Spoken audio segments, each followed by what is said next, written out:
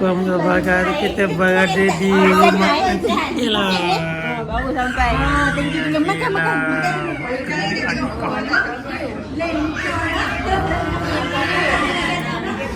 Baby. Mana baby? Dik mana baby dik? Dik.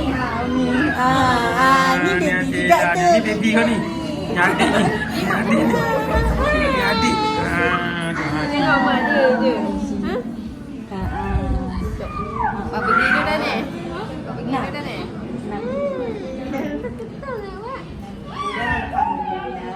Breastfeed saya lah. Ada nak campur. Cik nak kata Ella.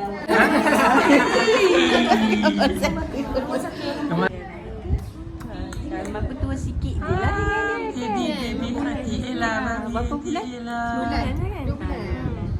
Umar tu baby Umar. Ini bukan baby. Nak baby. Anak adik-adik ni. Adik kan ni. Ni adik ni.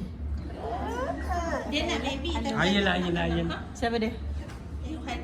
Oh ya. Mari dukung. Mari. oh nak ada ke? Dukung. Gini cakap. Cikgu sampai dia tanya. Oh ya. Alah. Macam dia ayah dia. Macam ayah dia.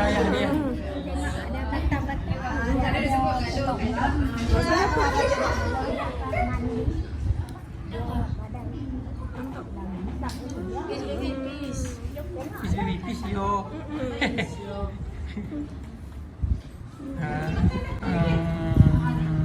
Gambar ada tak?